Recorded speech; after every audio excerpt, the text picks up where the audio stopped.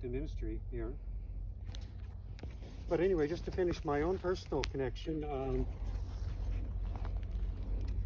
in spring of '72, I graduated and I was awarded this prize called the Men of the Trees Prize. It was just a small $50 or $100 prize, and but the name intrigued me. Man of the Trees Prize, donated by Richard St. Barbe Baker from England, and so I had actually seen a program at that time. The University of Saskatchewan had a program on Sundays where they interviewed guests, and Stan Rowe had interviewed St. Barbe Baker, and I remember seeing it one Sunday at the farm when I'd gone home for the weekend, and so that clicked in my mind, and Stan Rowe was my mentor, and many of you might have known him as one of the pioneer environmental conservation-oriented ecologists, forest ecologists at the University of Saskatchewan. And anyway, I got this prize, and so I went to the awards office and asked for the address to write a little thank you letter, and I sent that off. And in the letter I said, I'm thinking of going traveling in the fall after I worked for the summer, and I might be going to England because I have family there. And but midsummer I got the letter came back. The right address wasn't correct, and I sent it off again without changing the letter. And by that time, though, I decided I was going to go to Australia first because it was winter time when I left, and I was already left for Australia in November. And he phoned my mom at the farm. I guess I just put my mom's name as the contact address, and he somehow tracked it down and he phoned. So that kind of gives you an idea of his nature, that he would do that. And so I was in Australia for a year and doing traveling, and then I guess I didn't even go to the library to look up anything about him or anything. But anyway, I knew that I had this standing invitation to visit him in England when I got there, and I didn't know when I got there or when I'd get there or when he would be there. But I ended up going after a year in Australia and 6 weeks in New Zealand. I traveled overland to England, so I arrived there in May of 1974, and I guess I had a phone number, and I phoned him up, and he was there at this kind of estate about an hour out of London. And I went out there on the train and walked up to this sort of beautiful old house, and he said, "Come in, my dear boy, come in." He puts his arm around me and welcomes me in, and he's this 84-year-old man, and I guess it was about a Friday night when I went there, and I stayed for the weekend. And he cooked my meals, he served fresh vegetables out of the garden, and he started telling me about his life, and I just couldn't believe it. I mean, he was telling me stories about, being in Africa and reclaiming the Sahara Desert, and not only that, all the things he was going to do. He was 84, he was going to go to China and cross the Gobi Desert on horseback, and I don't know about you, but when I went to college, I grew up on a farm, I studied agriculture. It kind of like focused my mind. Even I had Stan Rowe, which was the antidote, because he was very world-minded ecologist, but it tends to focus your reductionist science, right? You focus on one small part of nature and you study that, and you don't think about the whole and all the connections. So, but St. Barbe was very much holistic and very much thinking of the whole of the world and the planet. So I kind of pieced together his life a bit backwards after that. I think I visited him a second time. I had people come out often on weekends from London. He was vegetarian, and Vegetarian Society would come out on the weekend to help him with his garden. And but like I said, he kind of blew my mind. I just couldn't kind of incorporate how big his vision was. And I came back, and And then I think it was a year or two later, I got a postcard from Brazil, and it was from St. Barb Baker. and he said, I think I'm going to be coming to Saskatoon again. And sure enough, in 1976, I didn't know the date or when he would arrive. I was working at the university at the Soil Science Department, and we were planning an expedition to the Yukon for the summer. And at the end of the summer, I was leaving my job and I was going to go to York University in Toronto. So just a day or two before we were going to go to the Yukon, he shows up on campus, and this was his modus operandi. Because he had got this honorary doctorate and he already had kind of a connection with Dr. Spinks at the university as the president, he would go to the president's office. He would already have mail forwarded there from all over the world, and he would second the secretary, you know, as his assistant and doing all these things. And so somehow she contacted me, and we got together. We did this little walk around campus, and and then I'm off to the Yukon. And then at the end of the summer, I come back, and he was a Baha'i, and he had visited the Baha'i community here. And I got back, and he'd put this book from the Baha'i community of Saskatoon on my desk. And I come back, and I was packing up, and I was going to Toronto to study environmental studies at University of Saskatchewan. So anyway, to go back to his life, he had grown up. His father was a minister, a lay minister, and but was very open to people from all over the world, and used to have these Sunday services, and they were kind of philosophical, and people would show up from different faiths, and St. Barb had that kind of influence. But his father also had a nursery, a tree nursery, and so he remembers playing. St. Barb played with the young seedlings, and kind of thought of them as soldiers saluting him when he watered it with his watering can. And he had a mystical experience he would describe in his autobiography, My Life, My Trees, when he was about 5, when his governess would kind of let him go for a walk in these woods near their home, and he was entering this very beautiful mature forest, and the ferns were growing all over him, and you know, a young boy, and he just felt the filtered light growing through the trees, and somehow his heart just opened up, and he felt like he was connected to the whole of nature and the universe. And he says that really stayed with him the rest of his life. So even from that age, he really had that imprint of the basic message of ecology. Everything is connected to everything else. And so he grew up with that, and then, as I say, as he was coming of age, he learned of his uncle who had come to, I guess, Ontario, and had talked about adventures with bears.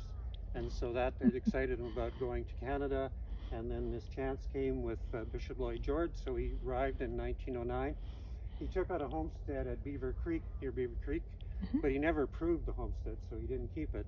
But it was there that he met from the Cree people, and he often visited with them, and he attributes, again, to his worldview, his connections with the elders and with people he met there. And then enrolled at campus. He was a very entrepreneurial. He wrote for a local paper, wrote a sports column. He said he had a shack on campus, and he had horses. He was real good with horses, and he called them gentling horses. He didn't break horses. And then in the summer he'd ride the circuit for the church to visit small rural churches. And so, but he worked one summer up at lumber camp up the Big River, which was the largest lumber mill in the British Empire at that time. And it was there that he kind of saw the deforestation that he touched him, and so he made up his mind that he wanted to study forestry, and he went back to England late in 1913 to do so. But then the war broke out in 1914, and he was in the war as a cavalry leader. He was really good with horses, as I said, and he was actually injured 2 or 3 times, but he was always sent back. But he still had some more injuries from that.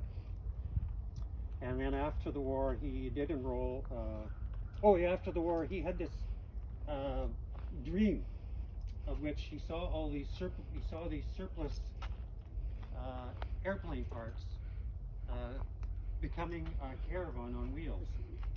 What do you call the caravan? Well, we'd call it trailers. And then the next day we opened the London Times and he saw this ad for all this aircraft surplus material, and so he ordered the whole. So that's the kind of person he was, like just a dream, a vision, and there, synchronicity, and there he was. So he actually built this caravan. He didn't patent it. So he thought this would be a great adventure for people to get out in nature. And it was horse-drawn at that time. So, but he wasn't very good with money or with things like that, and he wasn't really interested in money. He just was interested in ideas and trees. And so he did his forestry at Cambridge, and then after that he ended up being employed by the Colonial Service. So in 1922, he was sent to Kenya, and his title was Assistant Conservator of Forests, but that really belied his job, which was really supervising the exploitation of these wonderful virgin forests. And so what he did was to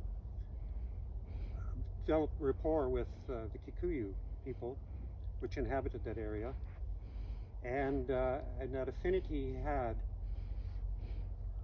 that he could relate to people at that level, like at a heart level, and he really understood their worldview, and so he had this curious mix of being, a colonial era trained person, but sitting at a Cree campsite or being with the Kikuyu, and he was actually inducted into their secret society while he was there. And he had this idea that he would start nurseries and get the Kikuyu to help with replanting. And that's what he did. He tried to. He had heard about the Boy Scout movement, and I guess he heard of, he maybe even met Baden Powell, and so he kind of took that idea, and he took the colors green and white from the University of Saskatchewan. So they had a color, they had a password, Tohamli, means all together, and he sort of developed this like a warrior club, but their job was to plant 10 trees. Take care of trees everywhere and do good deeds every day. So they had this password and this secret handshake, and and the colors of the University of Saskatchewan. And that's what he did, and it was very successful. And actually one of his nurseries, when he was away, superiors had obliterated and put in a tennis court. I mean, that's just the mentality that he's dealing with. But so he had to comfort the Kikuyu that this had happened, and he had to start over again. But he was just that persevering kind of person. Mm-hmm. So even by 1924, he had gone back to England, and that's actually he was at a conference on World's Living Religions. And he actually presented on the Kikuyu's belief system there, and that's where he met a woman from the Baha'i community, and he ended up becoming a Baha'i.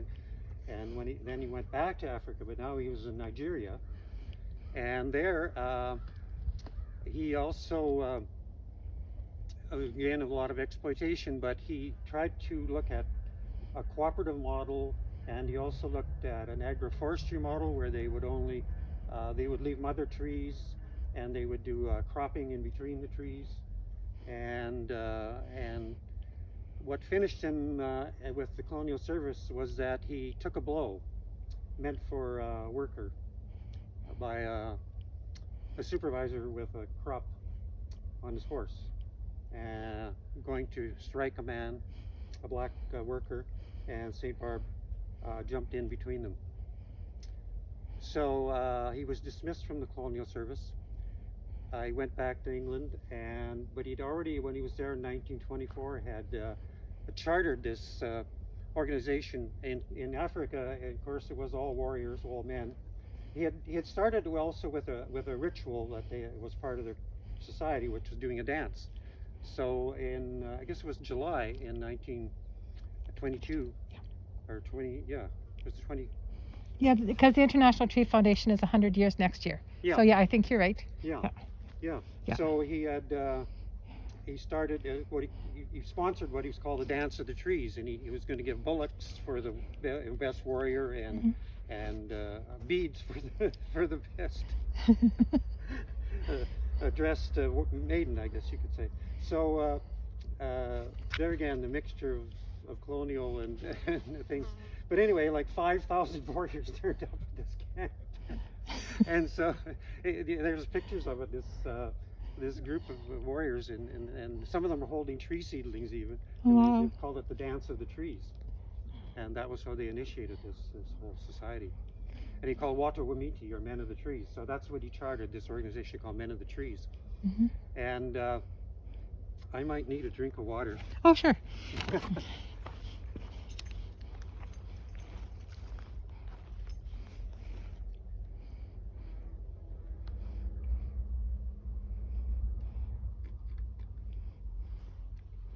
He chartered that in 1924, so when he got back, it was now coming into 1929, and he had all these connections.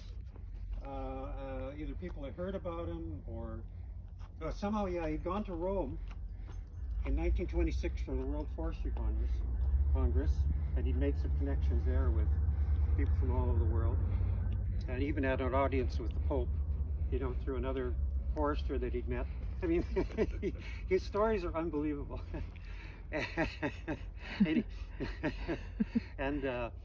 Anyway, so at that time, the British Palestine was protectorate of Britain, and the person who was in charge of that heard about his work in Africa and decided that they need tree planting in Israel, and they got St. Barb, and he got him to come to Israel.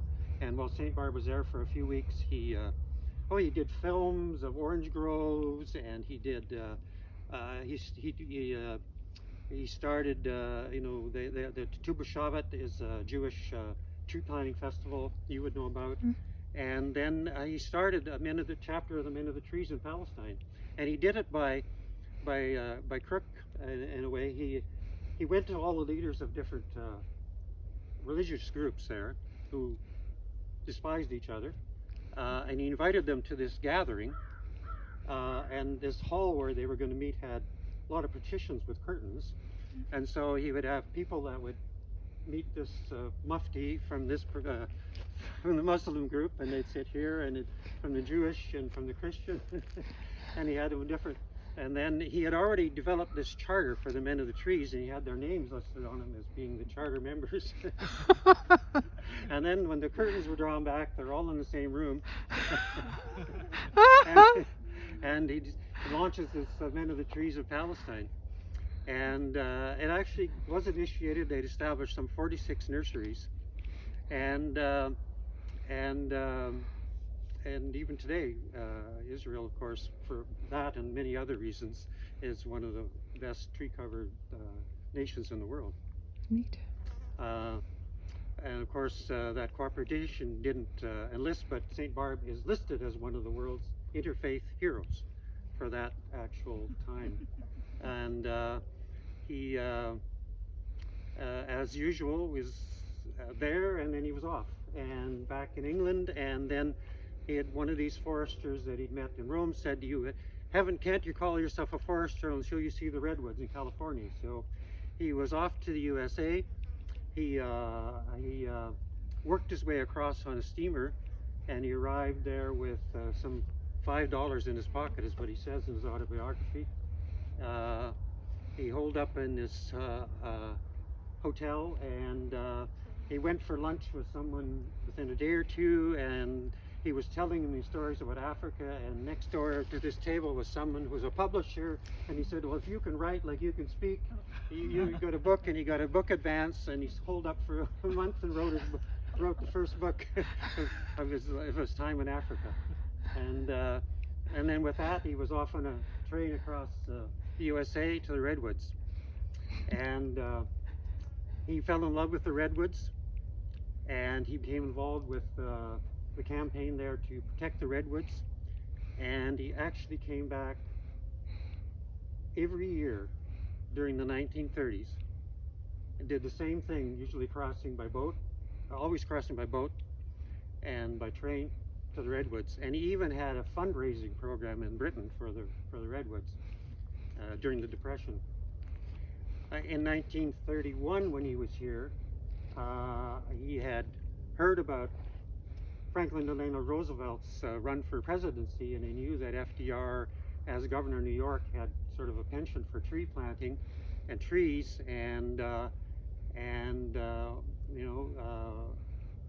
he hobnobbed, basically went to Atlanta, went to the capital of New York, I forget the name all of a sudden. Albany, and showed up there and got an appointment with FDR, and he still has a photograph to this day that in the archives, where it says, "To my fellow tree lover from Franklin Delano Roosevelt." And of course, FDR was elected, and on the next day, St. Barb was back on a boat to the U.S. to meet with the Secretary of the Interior about this plan that FDR had to recruit millions of workers to plant trees.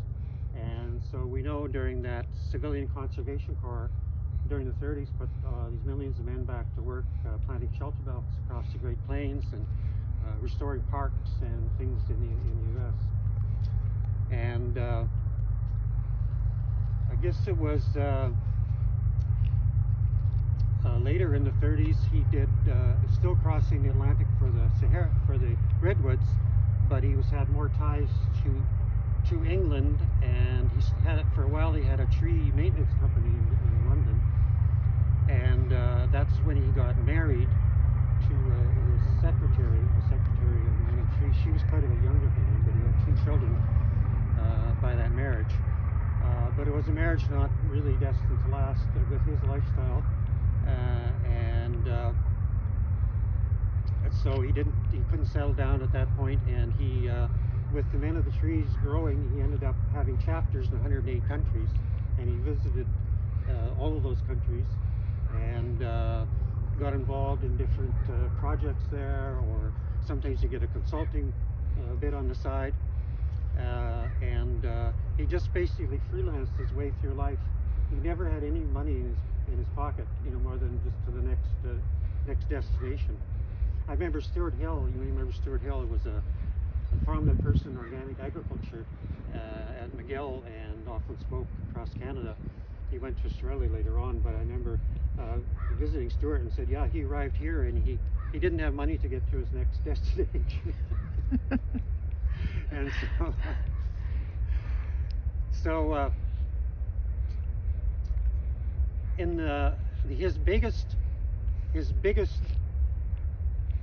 ambition, I guess, it grew out of all of these experiences in Africa and then with the U.S., was the Sahara Desert.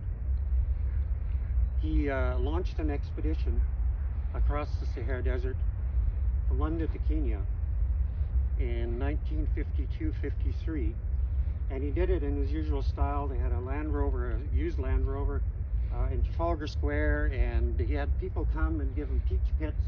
He was going to plant, on the way, and it did this big publicity, and they did this trip. But what they did discover was that they discovered petrified wood in areas of Sahara, and his idea was that large parts of Sahara had been forested or had been agricultural areas that had been degraded and desertified. And his vision was to reverse that by tree planting, and just a much larger scale in the U.S. Midwest, planting these huge shelter belts around the fringes of Sahara and other means of stabilizing the soil. And so he did that during the 50s, and then during the 60s, when he was now already in his 70s, he visited all the countries around the Sahara, one by one, to try and motivate them to get involved in this. And of course, he also saw this as a world unifying possibility.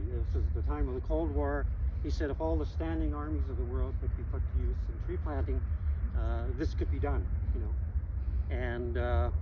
And a purpose that would unite East and West, as he put it. So, of course, it wasn't to be, but that vision actually is still now being implemented. And countries across Africa are working on this green belt across the south of the southern side of the Sahara Desert. And a woman, Wendell Campbell Purdy, she says, she wrote a biography of my, get the name of it now, but she actually wanted to go visit St. Barbe to learn about planting Corsica pines. She was from, in southern France, where she was a forester. She went to visit him, and his usual style, she said, he talked my ear off. It was all day. And he did never tell me about Corsica pines. He told me about the components. But it was enough to motivate her. And she actually went to Algeria and started trying to do what he had said could be done. And she got some sort of abandoned land, and she started planting trees and then intercropping barley and other things, and it was very successful in the 2 or 3 years she was there. But you know, again, she didn't get the kind of support. She tried to do some fundraising, but she showed it could be done, and just shows his power. And that's how that was his influence on people. And even today, there are people like Scott Poynton, Australian, heard him on the radio. He was 16 or just a young guy, still in school. He heard him on the radio. St. Barbe was 91 at that point. He was speaking on the radio, and he's determined he was going to be a forester, and he is a forester. He started this land trust, forest trust, International Forest Trust, to work with furniture makers to make sure they're sustainably forest sources of wood, and other people. Paul Hanley, you know, met him and influenced him. He influenced me. David Van Vliet, he was a professor of urban planning at the University of Manitoba, was actually the person who arranged a tree planting here in university in 1982, because in 1981 St. Barbe had written me. I was now in Toronto. I was working for a consulting company, and in the fall of 1981 he wrote me from New Zealand. So yeah, in 1976 he showed up at the university when I met him. In 1979 I was in Toronto doing my master's, and I was finished my master's, and I went to this conference. It was called the 3HO conference, sponsored by a group by that name, focused on health, sort of alternative health and so on.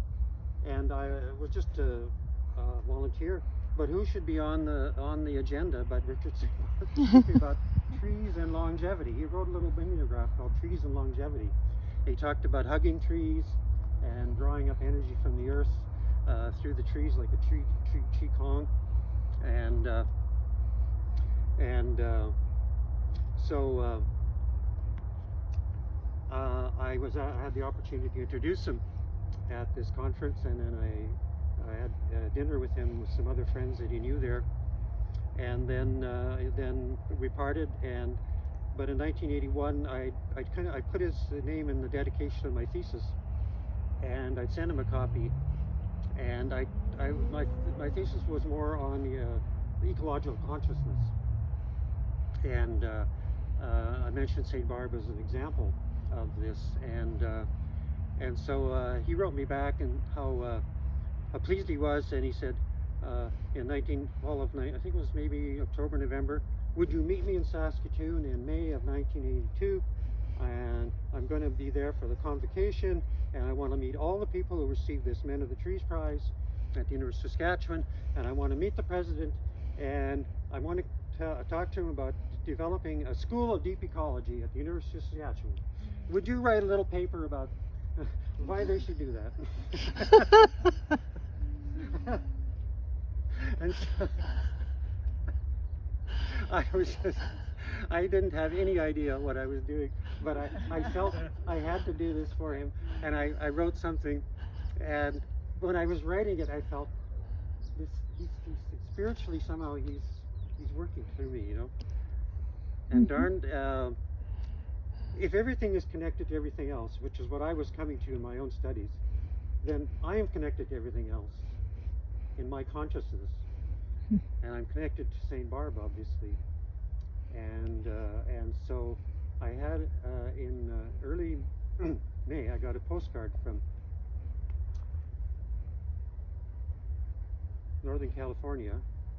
Saint Barb had been in California early in May for a dedication of a World Heritage Site in the Redwoods, which he had been involved in saving back in the 30s.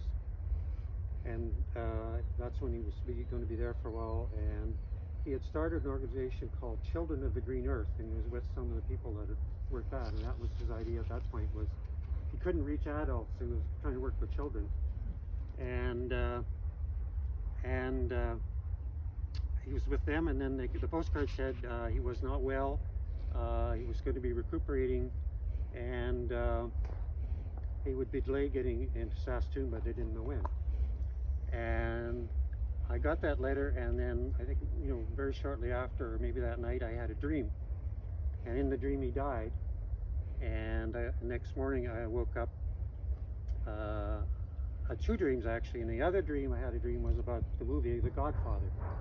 So I had this dream, and in the morning I woke up. In the dream I was telling Stan Rowe that Saint Barb had died. And then when I woke up, I realized, oh, Saint Barb is my godfather, so to speak, in this consciousness. And so I came to Saskatoon at the end of May, early June. I think it was maybe June 1st, 5th. He was aiming now to be here for June 5th, World Environment Day. And so David Van Vliet had arranged a tree planting through the university, and I went up to the farm and arrived back in Saskatoon on the evening of June 4th. Saint Barb was staying with some a couple out at McNabb Park, and I had not met, I guess I had met David Van Vliet once, because he had lived across the backyard from my boss at one point. And so we conferred on Friday night, David and I, and then on Saturday morning it was raining. About 10 o'clock we were wondering whether we should go ahead with this tree planting, and St. Barb wanted us to go ahead. He had been here several days and been bedridden, and we had to wheelchair. He was staying in these old barracks at basically McNabb Park, and he was on the second floor. We had to carry him down in the wheelchair, got him up to the university, and taking him out of the car, and wouldn't you know it, the sun came out, and and we had this beautiful tree planting. And St. Barb was a little nonplussed when the tree arrived in a tree spade. It was a hybrid poplar, you know. It wasn't a beautiful oak or something like that. But he got up out of his wheelchair, and there were some children there, but everyone attended. Dr. Spinks was there, and we did this little motto that St. Barb had written for the children of the Green Earth, and it goes like this: from our hearts, with our hands, for the earth, all the world together. So you can see how that summarizes his philosophy. And that was a very, very beautiful and poignant moment. And we were there maybe up to an hour, and he never got out of the wheelchair again after that. And we got him back in the car, and as David and I were driving him back across the University Bridge, it started to rain. And he said, if I die in Saskatoon, I want to be buried along the banks of the Saskatchewan River, overlooking to see the university. And we got him back to this place, and the plan was that he was going to go back to Toronto with me on the airplane on June 9th, on a Wednesday. And what I found myself doing in the next 4 days was, his mind was still totally involved in, he had me writing his newsletter to people that he had visited along the way or were part of his network of supporters. Some people had given money for his trip. And he told him about his last year, and he said, I know in the last year I'd been at the Men of the Trees reunion in Britain, and then I'd been to Congress in Switzerland, and I'd been to the World Conference of Desertification in Kenya, and then I went to China in November, got pneumonia, and I recuperated in New Zealand. He had remarried, and he married a sheep rancher, a very independent woman in New Zealand, and he spent this Christmas and winter part there, and then he come to the Redwoods, and then in Saskatoon, and and now I'm going on to Toronto and Ottawa and Washington, and I'm going to meet with not Stuart Udo, but he wanted to meet with Reagan's Secretary of the Interior, who was not Stuart Udo, and was very much who said, "You've seen one redwood, you've seen them all." And a lot of the environmentalists he'd met in California were very much up in arms against him, but he thought, if I meet this man and look him in the eyes, maybe I can get his better side. That's the way he was. He didn't believe in opposition approach to person. So he really lived this philosophy of unity, and he.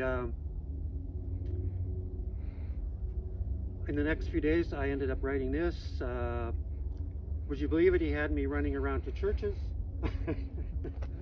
He had spoken at one of the Anglican churches here once, when he'd been here once before. And he had this prayer for Tree Sunday. Not that the church was going to pay attention to something left in their box on Saturday afternoon, but that's what I did, naively. And then we were supposed to meet with the president of the university, but he wasn't well enough to do that, so I did that on my own. And then I was sort of nursing him as well. I had to help him massage his legs and his feet because of circulation. And then the morning that we were going to get him out of bed to dress to go to Toronto, and he was going to stay with this spiritual community that I also knew of near Toronto, the Emissaries of the Divine Light. Like, he connected with everybody. It didn't matter what their faith or spirituality was. When he was in India, he'd worked with the Chipko movement. The Chipko means hug to the trees movement, and he had been sort of their hero, and he went there to support them before they hadn't had much publicity. And then Sunderlow was the man involved, and there's this funny exchange where they're hiking and something to do with reincarnation. And I know St. Barb didn't believe in reincarnation, but this Hindu man did. So anyway, he sort of talked in terms as if he did believe in reincarnation, and what he kind of did it in a way that kind of fit in reincarnation and didn't. That was the way he did it. And during his lifetime, he met Nehru and other leaders. He just could fit anywhere he needed to be. And so that morning he died, in my arms, actually, in the arms of the other man that lived at this house. And then the Baha'is were coming to arrange a funeral, and I had a decision to make. Am I going to go back to Toronto? I had already lost one flight because of the change from May to June, an unrefundable flight, and now I decided to stay, an unrefundable flight again, and stay for the funeral. And I was asked to speak at the funeral, and then the next morning I went back to Toronto after the funeral, and I was walking down the street to go to church on Sunday morning to Bloor Street United, and I felt like the trees were talking to me. Like, I just felt like his spirit was there, and it was really amazing. And then I had more dreams about him and so on. So I won't go into that. It's more of a personal part of my life, but everything is connected to everything else. And now the other quote that I was trying to remember is St. Barb. Oh yeah. Be like a tree in pursuit of your cause. Stand firm. Grip hard. Thrust upward to the skies, bend to the winds of tranquility, and know the peace of heaven. So it was really like a Qigong blessing. If you do it with those words, it's quite powerful. Mhm. Just imagine your roots going down to earth and you're connecting heaven and earth, which is what is part of Taoist philosophy, right? Mhm. I have talked long enough. Any questions? Thank you, Robert. That was awesome. I got goosebumps again.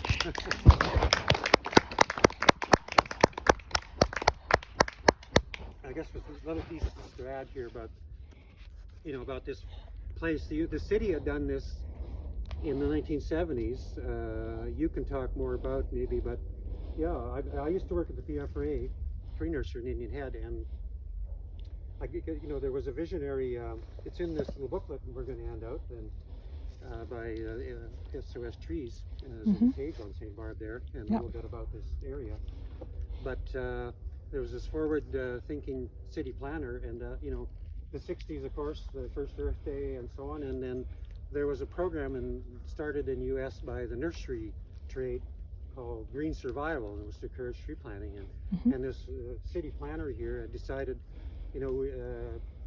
city has land bank land around the city, very forward-thinking possible city, and we should plant them to trees.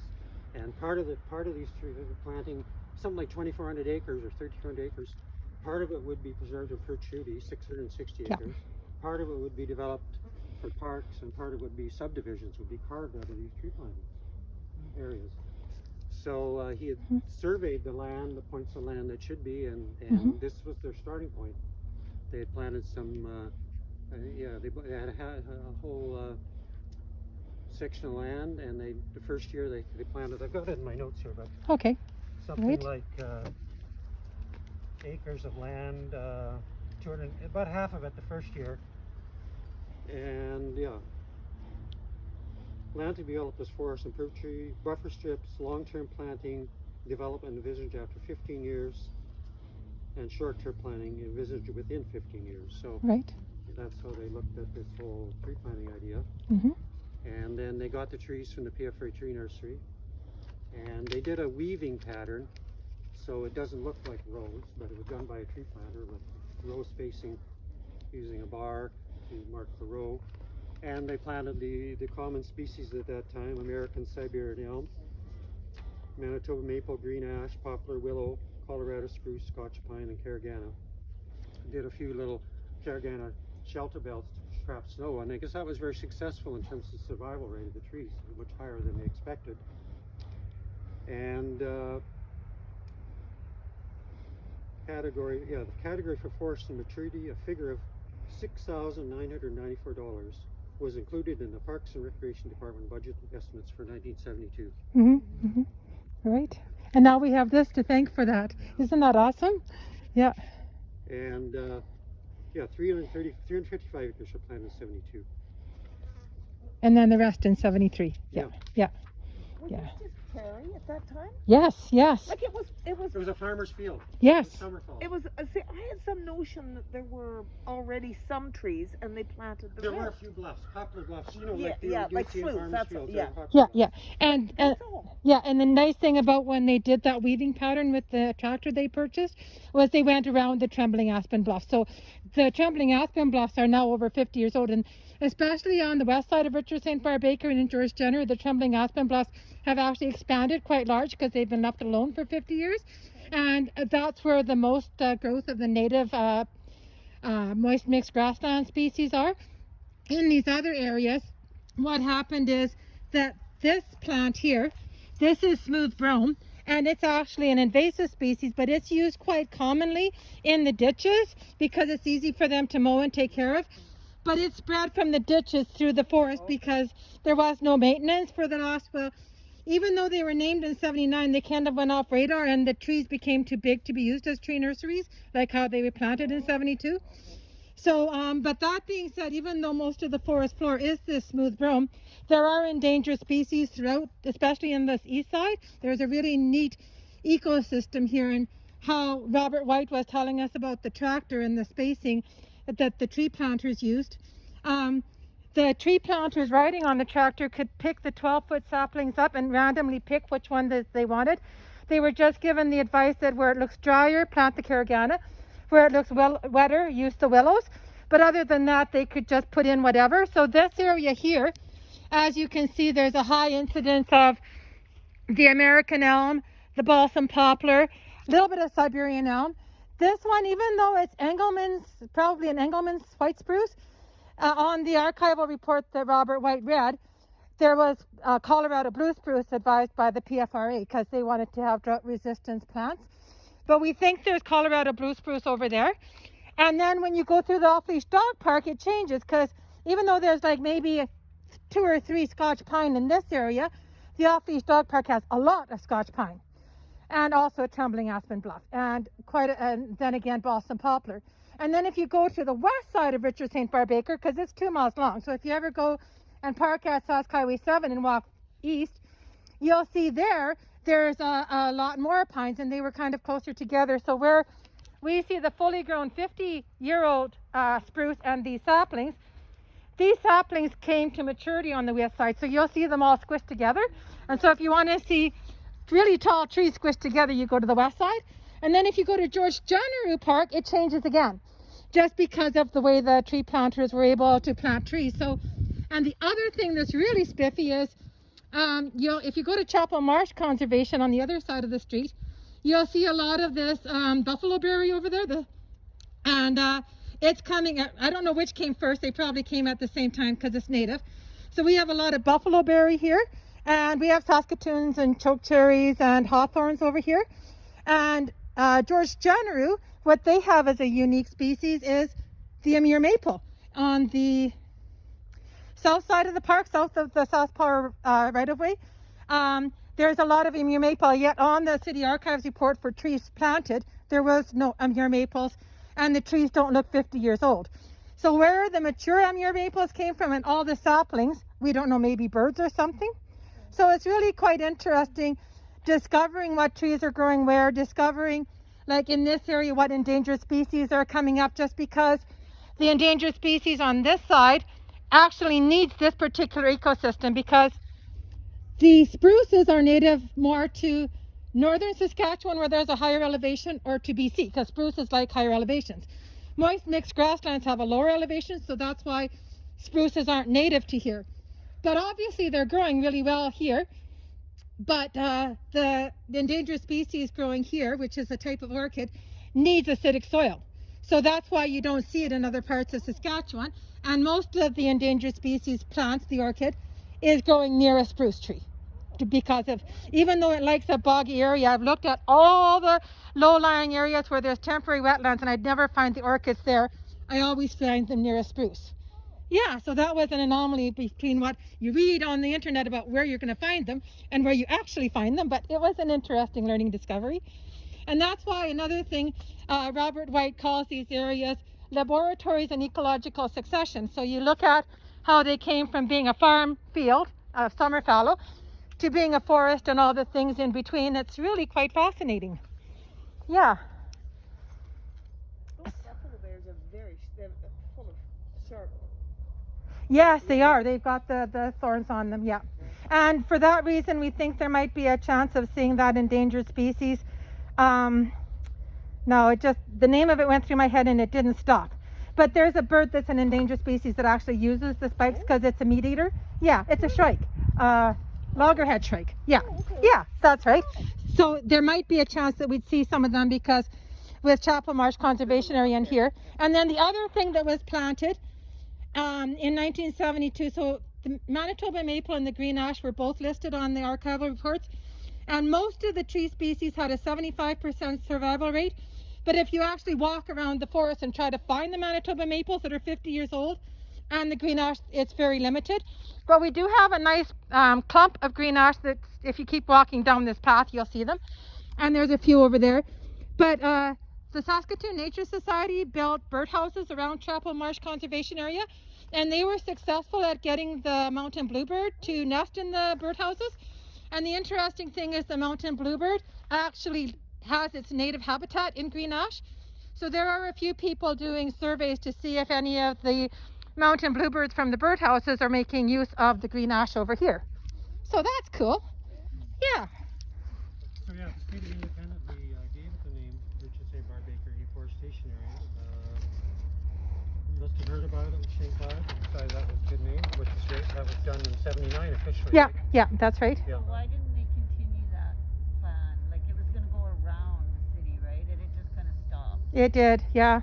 I don't know why they stopped on the green belt. It was a good idea. But if you go around Circle Drive, like now that the Gordie Howe Bridge is built, like we have Diefenbaker Park, we have the Saskatoon Golf Course, we have the other golf course on the other side. So when you go around Circle Drive, it is fairly green with the parks that face onto it. Now when you look at the historical Yorath, the old city commissioner Yorath, Christopher Yorath, when you see his original plans for the Circle Drive and stuff like that, it doesn't come out this way. So why they bought 3,000 acres of land out here to supplement the green belt, I don't know. But I like having the afforestation areas out here. So, and the reason why our group formed was because I'm 6 foot away. I'm just getting really hot. The city of Saskatoon doesn't know what to do with these afforestation areas. Even though they were named in urban regional parks in 1978-79 when the naming took place by Parks Department, they never officially went into Parks Department for money for maintenance or upkeep. They still belong to Land Branch. The department is in charge of buying and selling land. And the other thing that happened is now the Blairmore sector plan is growing, and they've got Blairmore Walmart out here, Kensington neighborhood. There's going to be 7 to 8 new neighborhoods out this way with 700 to 800,000 more people. And then also the Partners for Growth people, the P4G planners. The city of Saskatoon cannot annex any more land. The province of Saskatchewan has put a moratorium on the city of Saskatoon taking more land from the RM of Corman Park. But the long-range planners for the surrounding towns and the city of Saskatoon is to grow city of Saskatoon into a metropolis. And so the P4G planners are also growing their land in the RM of Corman Park to help the city of Saskatoon to expand into the RM. And so the P4G planners long-range planning maps are also online. They're all on all of my web pages for the Friends of the Saskatoon Afforestation Areas. And at first, this land over here on the south side of Chapel Marsh Conservation Area and the south side of Richard St. Barbaker, it was originally earmarked to become an employment sector. So an employment sector means think Blairmore Co-op, clean employment sector, like not auto part wrecking, but shopping centers and offices. But since then, the P4G planning report has changed, partly because of all the discussions with the public and the long-range planners and the various departments. And at this time, this land is going to stay agricultural land, and the P4G long-range planning maps change it to show residential now. So if this land, because it's already owned by Boychuk and McLaughlin, this land, even though it's farmers' fields right now, it's already owned by Boychuk and McLaughlin.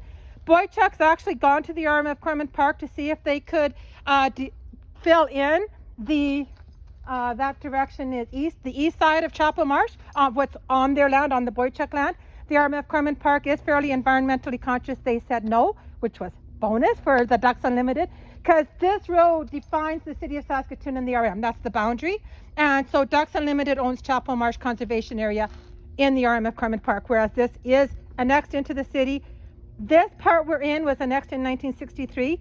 When you go to the wetlands and west of the wetlands, that was annexed in 2005, and George Jenner was annexed in 2005.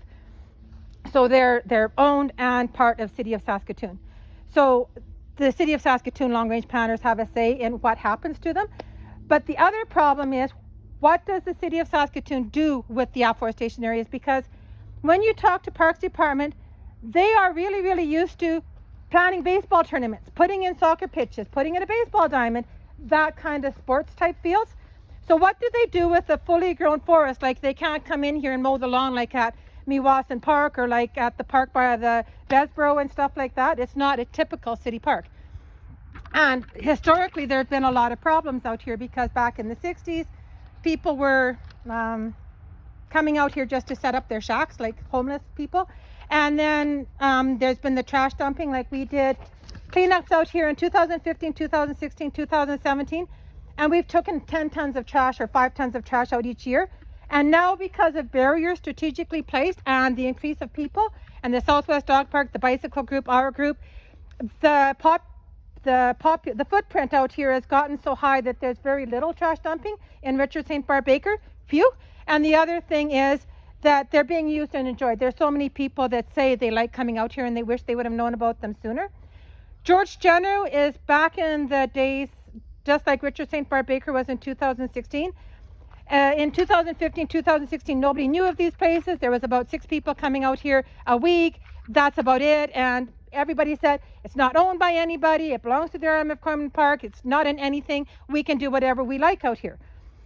And that's what people are right now saying about George Jenner Park. So our group is raising money to put those strategically placed barriers around it and signs and tell people that it is an urban regional park and we should be using it like Chief Whitecap Park. Because it was our thoughts that during COVID, when on Facebook you read about Chief Whitecap Park and everybody shoulder to shoulder and going, it's COVID, we have to stay apart. But Chief Whitecap Park was just being run off its feet, and Sutherland Beach and other places. And yet still, George Jenner was only getting 6 people a week. So we thought that was a tragedy for 148 acres. So we are trying to still get people using George Jenner, because what the city says is, if the parks turn around and get legitimate users out, like people that aren't going to destroy it with 4x4s and snowmobiles and destroy it with trash dumping, if they can see it's being put to use where people enjoy it, then they know more how to plan for it for the long range planners. And I don't mean to diss 4x4s or snowmobiles, because I said that to somebody on my way to a car appointment. And he told me the story about how his snowmobile group raised money for this town, and they raised consistently $5,000 to $10,000 every year. And then why am I talking about all these snowmobiles not allowed out here? And I said, well, because it technically is an urban regional park, and in any city of Saskatoon park, you're not allowed to have motorized vehicles unless you get a special permit out. So I'm not trying to be vindictive. It's just, it's the city bylaw not to have a motorized vehicle in the park. But because people thought it wasn't owned by anybody, many people, in fact, somebody I met just now on the bicycle going into the park, I don't think he was part of the FFTB, the Fatlanders Fight Brigade, he said, well, isn't this Crown land? Which is what everybody says, because that's where it's legal to drive your 4x4s and ATVs and all those other things and snowmobiles. But no, you have to keep telling people it's City of Saskatoon owned land. It's an urban regional park. You're not supposed to drive them there, and you're not supposed to cut down the trees. You're not supposed to dump trash. You're supposed to enjoy them like how people are enjoying Chief Whitecap Park. That kind of thing. So that's where our group came in. And then the other thing, even though we started informally like the Northeast Whale Watchers back in 2015, 2016, and we did a few cleanups like that, it wasn't until 2019 that we finally heard the City of Saskatoon, and the City of Saskatoon kept telling us, the parks, the afforestation areas belong to Land Branch. We have no money for maintenance or upkeep. We can't do anything out there. It's not in the city budget, and we even went to talk to the last 2-year budget signing, but Parks Department got a very low end of the budget, and the afforestation areas got 0. So there's Friends of Gordie Howe Park, there's Friends of the Forestry Farmhouse, there's Friends of the library. So we thought we would incorporate as a nonprofit charity and copy what Friends of the Forestry, those other groups are doing, and raise money for these areas. So that's what we've been doing. That's our job. Great. Julia's really spearheaded this whole thing and has been a very good organizer and well-spoken. Thank you. And as you looked at her website, I mean, she's an incredible researcher. There's tons of information about the park and St. Barb and other things. And if you want more information on St. Barb, of course, there's a biography by Paul Hanley. Mm-hmm. But it was actually SOS Trees that put on this Arbor Week. Mm-hmm. Yes, and, it was. And we're a part of that by having this little event. And we have 2 people from SOS Trees, and I want to give them a little chance to speak, particularly about elms, concerns about elms, and I think they have a little present for us. Linda? Well, I was just thinking while you were talking about how Richard St. Barb Baker talked about how everything is connected. I'm just reading a book right now by she's a scientist. Oh, Suzanne Susan Samard.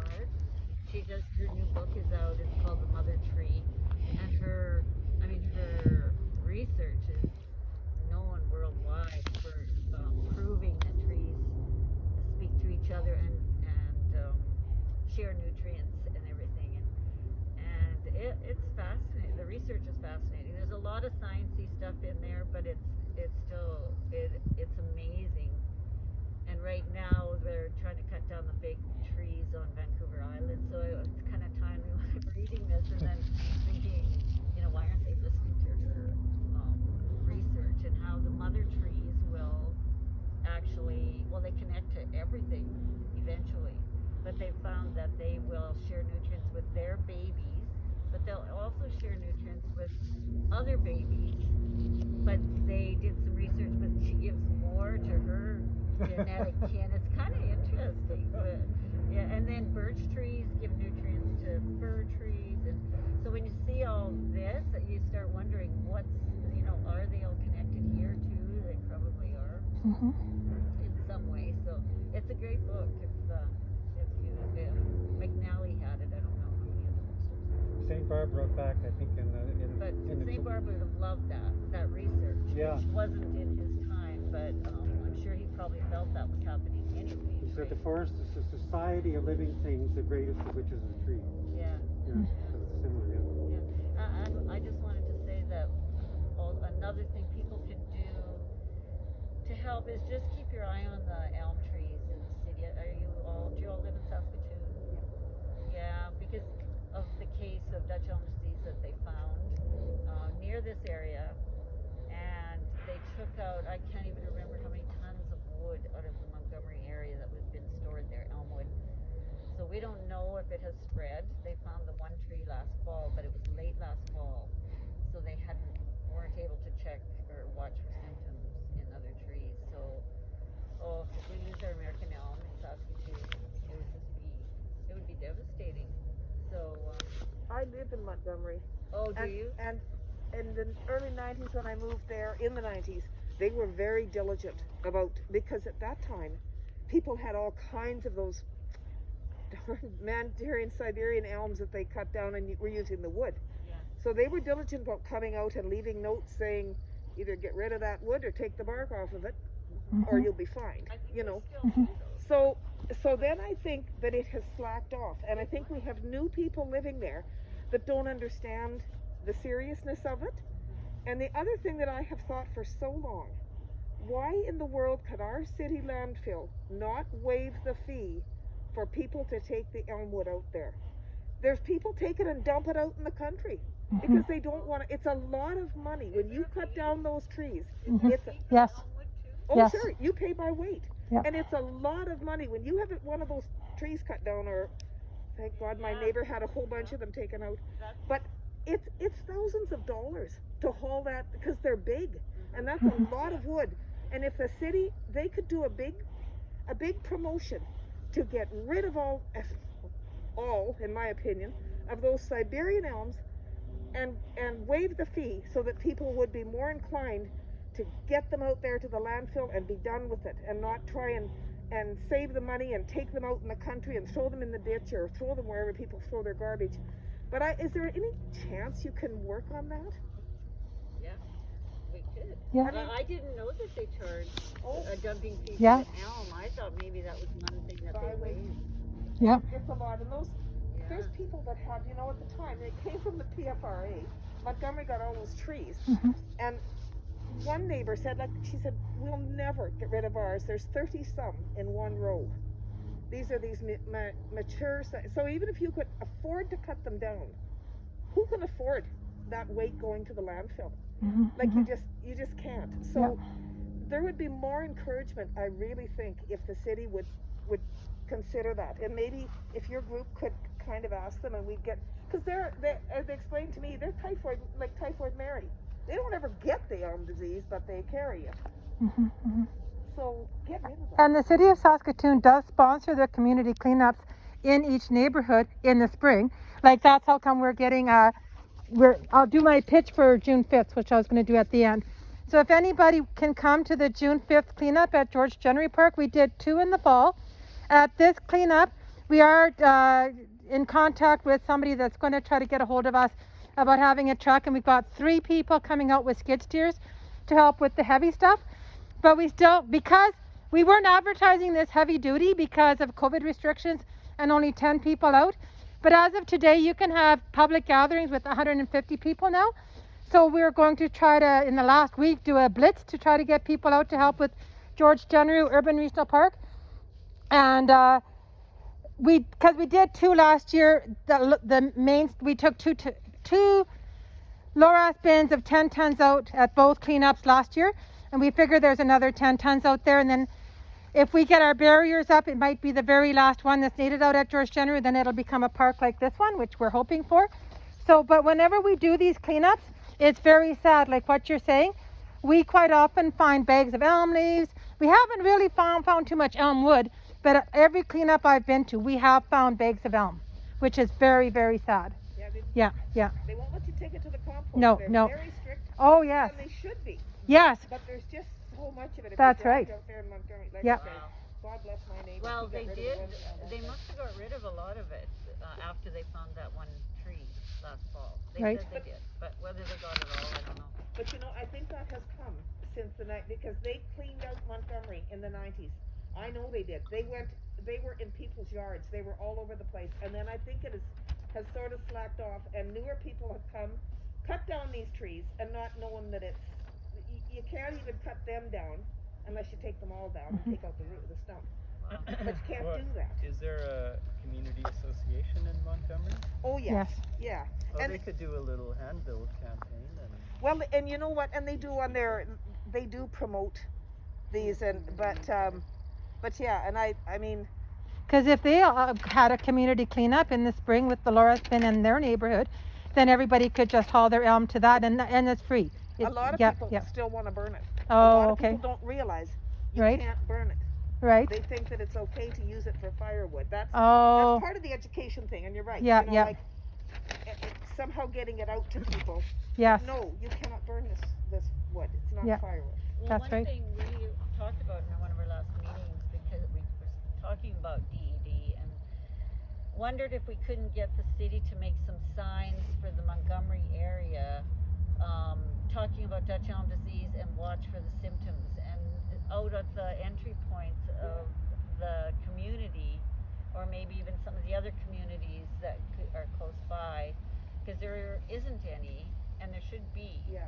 And especially this summer, because if that did spread, we want people in your neighborhood out looking for the signs. If they know the signs, so they could have a big website or something for them to go to, so they can look at photos. It's good to look at pictures, so you can have an idea what to look for. And explain to But- people the difference between these Siberian elm that we're dealing with and an actual elm. Yeah. I want to save the So elm. Not we, to save it. after Arbor Week is done and we can focus on something else, we were gonna approach the city about signage, whether they will do it. I mean, they have their own sign shop, but whether they will put more signage on the street, they might come up with, well, we can't put more signs, or you never know. But we Well, can try. hopefully, and it's just education. We have to educate Yeah, people. yeah. In 2017, Urban Forestry came to Richard St. Barbe Baker afforestation area, and they put out beetle traps to see if there was Dutch elm disease in this afforestation area. And then they came out a little bit later and moved them around and checked again, and it seemed to be clear. And then this year they're doing George Jennery Park in the same way, checking for Dutch elm disease.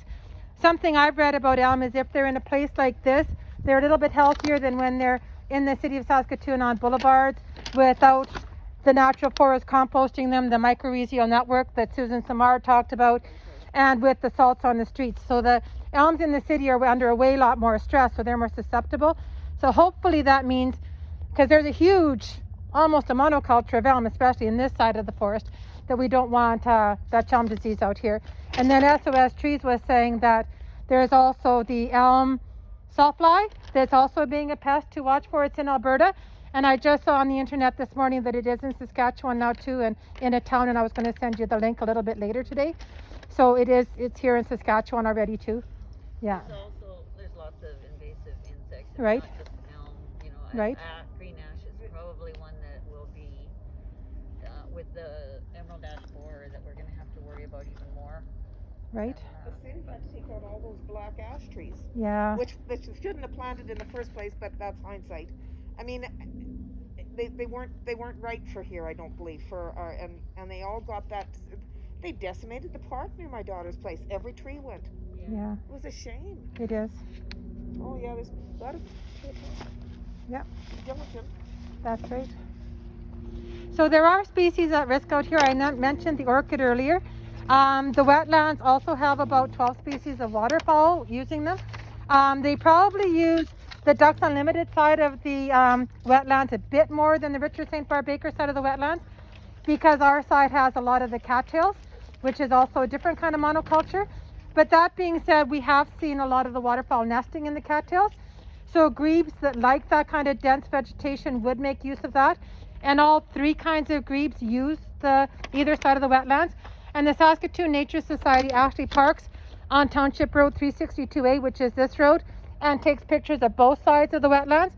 So if you want to see which endangered species at risk there are out here, you can look at eBird, because that's where Saskatoon Nature Society records them. And actually, Richard St. Barbe Baker has 3 eBird sites. One eBird site's for this side, one eBird site is for the other side of Richard St. Barbe Baker, and then one of the sites is for the wetlands, and it's shared with Ducks Unlimited. Just because when you park on the road or when cars drive past, quite often the birds will fly from place to place, so that's why they didn't separate out the wetlands birds as much. And then over here on this side of the forest, we've got a really strange tree. It's not an endangered species, but it's a cutleaf staghorn sumac, and it's beautiful. It's really quite pretty, but not endangered. And then there's also the red-berried elder, which is called Sambucus racemosa, and it's also S2, and the orchid is also S2. So really, really rare is S1, but S2 is also of concern. So it's good to look after them, guys. And then I already mentioned the Amur maple over there in George Jenrue. And if you ever go to George Jenrue in the autumn and go to the south side of the right-of-way, it's kind of like being on Ontario, because our native trees, like our trembling aspen, will turn yellow here. And we have very few native trees that turn red, whereas Ontario has more of the red leaf trees. So it's nice to see all the Amur maples going red at George Jenrue Park. It's really pretty. And then the other thing is, over here in Richard St. Barbe Baker, we have one willow in this side. We have a few willows by the wetlands. We have a couple willows on the other side. But George Jenrue actually has an ecosystem of willows, and they've actually attracted birds to the ecosystem of willows, and it's near the Amur maple. So at George Jenrue, if you go south of the right-of-way, it's really quite a fascinating area, as well as burrowing away in the trembling aspen bluffs. That's really quite spiffy as well.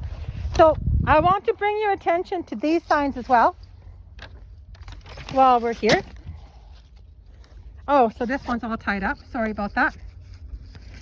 So the Canadian Wildlife Federation has a really, really nifty spin-off group for youth ages 14 to 17. And they needed a COVID-friendly winter project. And so we met with them and had a few webinars with the youth. And we suggested a few things that would be City of Saskatoon compliant as well as COVID compliant. And so out of the projects that we proposed, they picked these ones. So over the winter, they painted some signs. And I had to take this one home because it fell off its strap. So we had to fix the screws, and I'll put it up again today. But in behind Tom, there's that one that says Microhesio Network. And that's what Suzanne Sumard talks about. And that's what the orchids need out here. So if you're ever out here and see the small northern yellow lady slipper blooming, remember that if you think, oh, such a pretty flower, I'm just going to chop off the flower and take it home and put it in my vase, that'll mean the root system does not keep growing to make the plant seed. So don't cut off the flowers. And then if you ever come out here and see the small northern yellow slipper and you go, oh, that's such a pretty flower, I'm going to dig it up, take it home and plant it in my yard, and I'll have a real centerpiece to my garden. But that won't work either, because this Microhesio Network, where I was mentioning it needs the spruce, it needs the the temporary wetlands. It needs the balsam poplar, it needs the trembling aspens.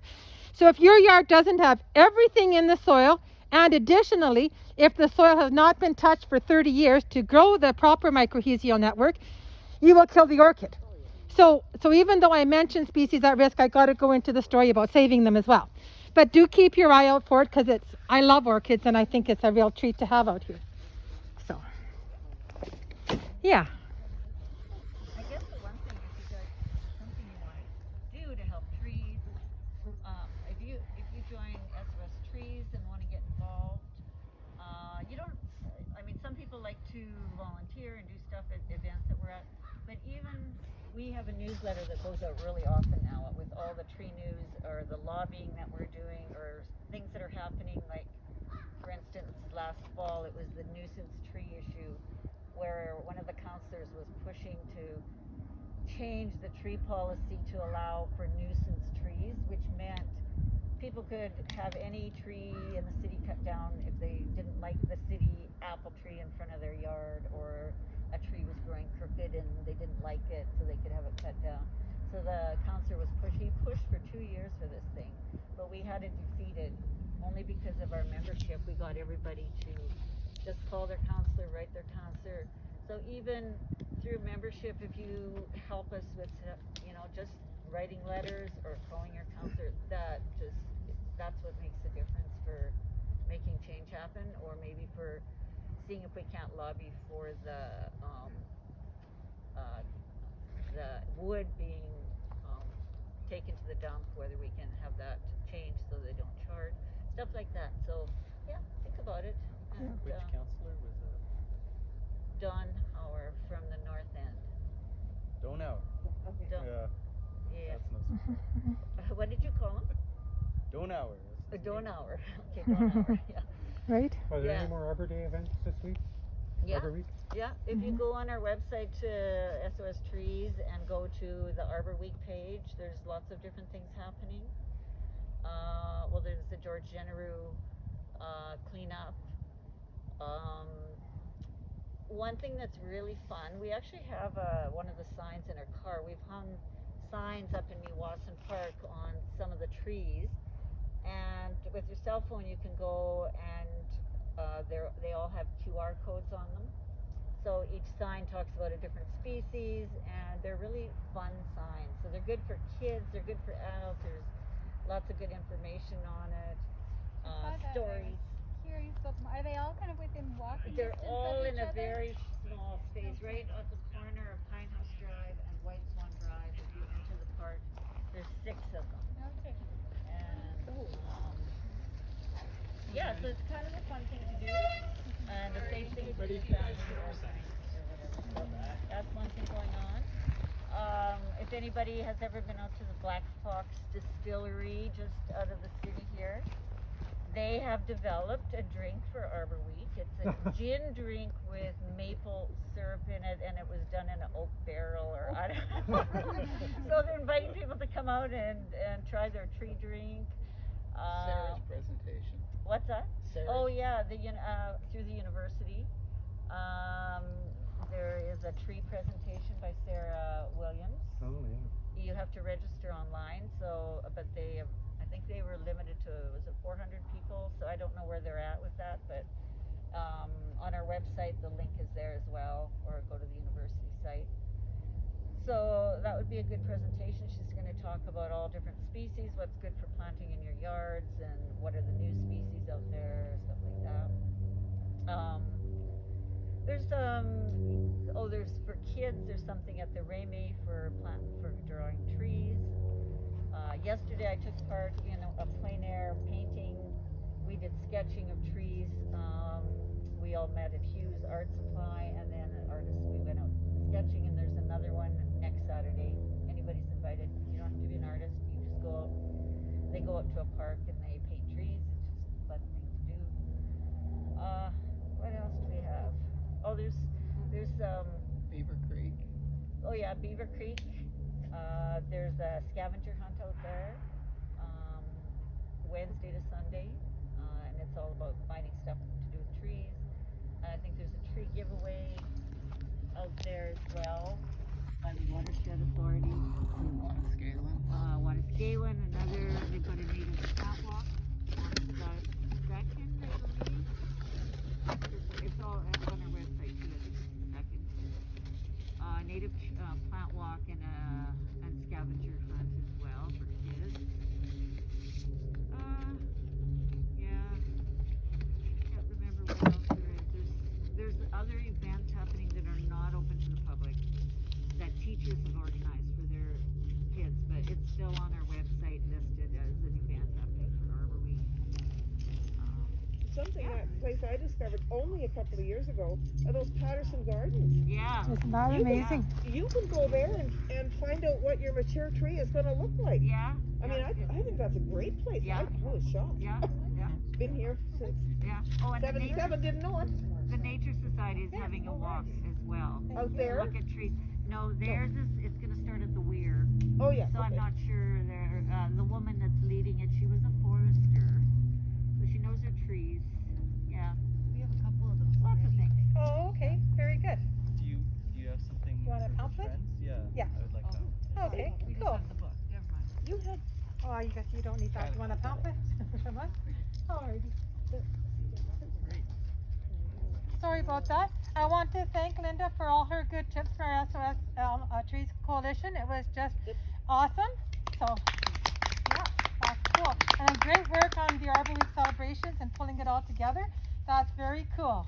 Yeah. Nicely done. Good, thank you very much. Thank Yeah, you. I mean, we're hoping next year we can have an actual tree planting. That is what Arbor Day is supposed to be about, right? But with COVID, we weren't able to have a large group of people. So we had to come up with all these other activities or get other organizations to just think of what they could do. So that's why it's kind of scattered about this year. Yeah, and then this year was awkward with COVID, but you guys Yeah. did well. Yeah, Yeah. that's right. And it's nice that COVID things are starting to change a little bit. So long as we don't get the variant, so that's good. Yeah. So, and our event yesterday went fairly well. There was a shelter built down that ways. And as you can tell, this area, like I said before, has a lot of elm in it. And so people were chopping down trees. That most of the trees in the shelter were balsam poplars. But it was started out as a lean-to, built on live trees, and then people over the winter made it into an actual house with a roof.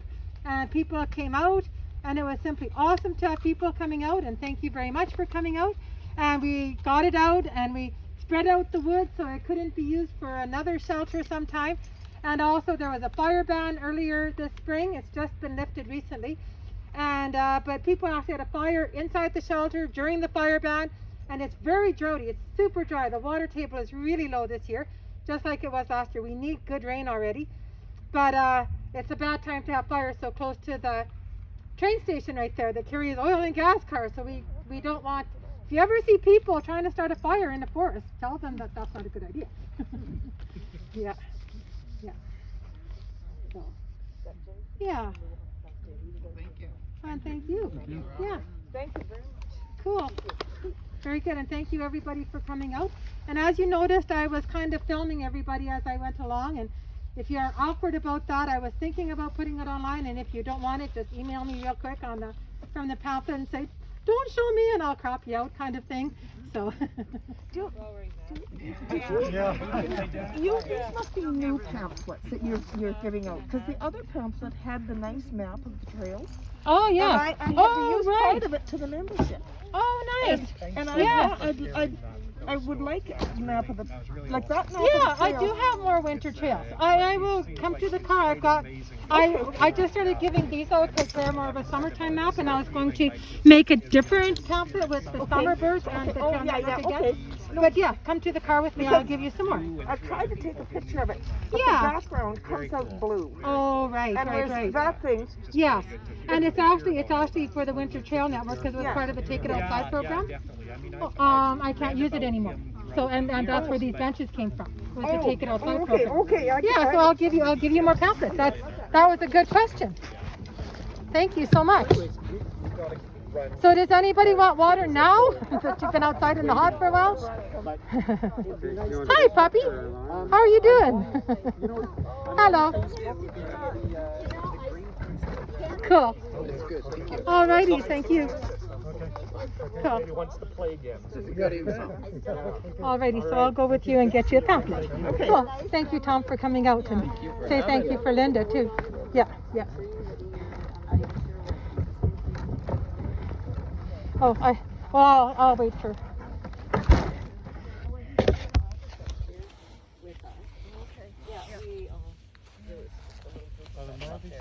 Yes, there's about 20. Have you got pictures of that?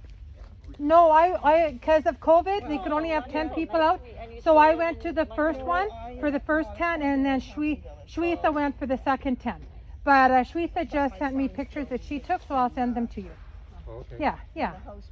So, Oh, that's yeah, they did. She did a good job. Yes, it's very awesome. All the kids, of course, thought of something different to talk about, so that was neat. They were so creative. Thanks Yeah. again. And thank you. It's great meeting you guys. Yes, you as well. We'll be out and take a look around, more of a look around. When we Nice. left the city, like we just got back to the city, Yeah. but when we were leaving, so 10 years ago almost, Yeah. I was head of the Riversdale Community Association. Okay. And at that point, like, very few people had heard of this area, and I was just starting to become aware of it. And Yeah. there was some talk of the city, doing something that wasn't going to be very good for it. And I just remember saying to Pat Laurie at that point, Yeah. I said, you better look into this, because this is a historical area. I didn't know much Yes, about yes. it. But That's so right. it's awesome that you've been able to sort of pick it up and really Yeah. do some good stuff. Well, with it. the scary thing was when we heard it, like when we heard people saying, "Oh, it's not owned by anybody," I'm thinking, in my head, how can this land be not owned by anybody? So when I went to talk to City Archives, and we found out, not only is it City of Saskatoon land, but it's an urban regional park. That means it's partly mine, partly yours. It's an urban regional park for us to use. And then when I saw the trash out here, and it's an urban regional park, Yeah. we had to do something. So we started with the trash cleanups.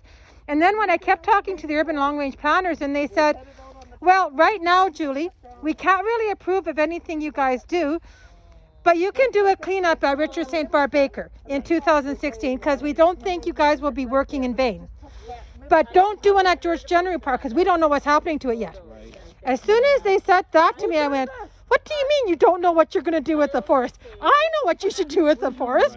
Why don't you guys know? Well, good for you. Good for you. So we made this group, and the rest is history, because actually Richard St. Barbe Baker Forest is zoned residential/park. Right.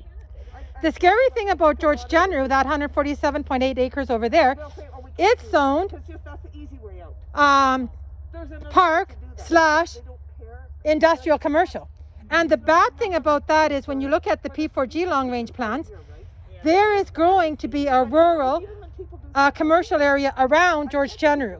And it needs a large land base and access to the highway, and George Jenner is just hiding underneath the CN overpass there.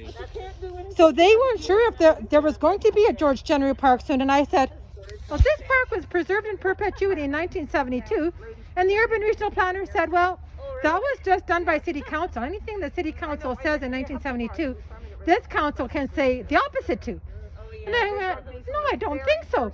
So after that, whenever I went to events, like we go to conferences and we have these things, I mention that to people. And the city of Saskatoon has been getting a lot of letters. So all of a sudden we had permission last fall to clean up George Jenner Park. So again, I'm thinking it's not going to be a waste of our time. And we're having another cleanup this spring, and they approved it, and they put out the Loris bins, and they've actually been they gave us a small environmental grant in, actually it was $4,500 in 1 year, 2000 in another year. So the city of Saskatoon is being supportive, and they gave us a few $1,000s to get these benches out here and the bird feeders, which was also much appreciated. But so yeah, it's kind of scary when you hear long range planners saying you don't know what to do with the forest. So yeah, we'll help you with that decision. Well, and the more eyes on the ground and the more people get out. Yes, you yes. know, when the city starts hearing about that, it's when land is like, when it's unused, it's easy for developers just to. Oh, I know, because actually there was another, when we talked to a tree planter that was engaged in 72, and there was another afforestation area out by Chief Whitecap Park. Right. And we think that when the Gordie Howe Bridge came through, that land was donated to the golf course, because the golf course had to give up land for the bridge, and so that afforestation area was lost Right. to the golf course. Right. Yeah. So, and then also the size of the land bought for afforestation areas was much bigger. And even though there was 660 acres preserved in perpetuity, when you add the 326 acres that this park is in size and the 147.8 acres in size for George Jenner, that doesn't add up to 660 acres. So somewhere we've already lost. Right. So the time to, we need some tree huggers out here. And if they want to get bulldozers, we need the tree huggers. Yeah. Yeah. Yeah. Chipko. Yes, that's right. Well, thank you very much for the work you're doing. We'll fill out our membership form. Oh, I do cool. Well, have a thank you. question for you. I mean, you Yeah. mentioned the endangered species, and obviously you don't want to touch those. But is foraging allowed in this park? That's an interesting question. Because these plants are still belonging to Land Branch, even though they were named as urban regional parks, they're not really parts of the Parks Department. At the Northeast Swale, where there's more native species, they do have signs up there saying don't pick the plants and stuff like that. But here, for the longest time, Meewasin and the city said there's nothing out here. Anybody can do almost what they want. But since we've been started to do bio blitzes, and if you find our page on iNaturalist, which is Saskatoon afforestation areas, we have found a few thousand species out here, as well as endangered species at risk. So, long story short, I've just posted on our website because we've got so many cattails out there. But I noticed. Yeah. I thought, oh. Yeah, that's right. You could harvest them. But Yes, that's right, and they're edible. So I put in the caveat that people shouldn't go out there and harvest them with their dogs in case ducks are nesting out there, because there are species at risk. But at the same time, when you read about how cottontail monoculture and them growing like that, quite often when you do restoration programs, you do try to do grazing or other burning or something to keep the cattail population to a manageable size. So I was kind of betwixt and between whether or not I should post about cattail foraging or not. But I think as a conservation program, I think it would be helpful. Right. Yeah, just as an amateur, I don't have a degree or anything, but that when I read up about them, that's what I thought. And also when you look at the waterfall on the Chapel Marsh side where there is no cattail, at our side, consistently the other side has more waterfall than we do. But then again, because we have the forest on our side is, even though they're connected by a road culvert, our side is always much fuller of water than the other side, and cattails need a deeper water just to grow. But the trade-off is, like, we don't want the cattails to get too rambunctious. Yeah. Okay. I'll push the wheelbarrow back for you. Oh, well, thank you. I'll catch up to you. Cool. Tree stories, like we've been asking people if you have any tree stories. We've got. Are you still? Yeah. Okay, we just. Did we put that one in there? About the lady. And so trails go all the way to into the northern part. Yes. Just not George Jenner. George Jenner, we're still using. There's a few 4x4 trails here that are starting to grow over. This trail was actually groomed by the Fatlanders group. Okay. But at George Jenner, it's just the 4x4 snowmobile tracks to go on. Right. But this one's quite nice. And yes, when we get back to the parking lot, I'll show you the bike group's map. And you'll see how, and I'm just giving these ladies ahead of us my other pamphlet that has the map of the trails, and I can give that to you too. Oh, that'd be super. Yeah. And then you can see them, because it is quite handy to have a map of the trails. Yeah. But the other thing that we're going to announce shortly is we're just working on populating a GPS app so that so instead of putting signs up with yada yada about the forest on signs, we're going to put it on your smartphone. So as you're walking along and you get to a certain place on the trail, your phone will tell you a story about the trees or yada yada, or about the Old Bone Trail or the Urath Island Spillway or We stuff. haven't been taking down do you need to the have- ribbons. Oh yes, I'm going back out there. I have to go. Yeah, I have to go back out. Yeah. Do you need to be connected to the internet to access those things? Yes. Yes. Some of them will come up on your home computer, but some of them there is a cell tower here. So, and right now we've only so far got it developed for Android, and we have to go a bit further to get it onto Apple smartphones. But it's pretty much ready to go on Androids. So if you have an Android phone. There's not many folks who use phones like we do. Yeah. don't necessarily have data on our phone. Oh, I see. Right, right. But most people do. I think that's the. Yeah, no, I was just curious when we're deciding whether or not to keep data on our phone. Oh, yes, yes, that's right. Thank you for taking down the ribbons. That's Stuff awesome. like that, you could see. Yes, you would. That's right. Yeah, but you could download it at home and see some of the stories anyway. Yeah.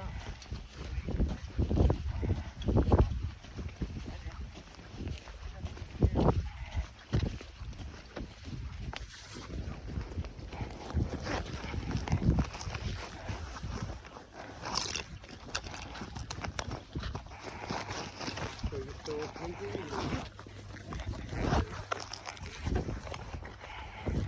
Yeah, there it is. Yeah, no. Yeah. You look at this before, but it's missing the red "You Are Here" dot. But that's Yeah, meant that's to us. be here. Yeah, Okay. that's us here. And so we were just here. That's about us.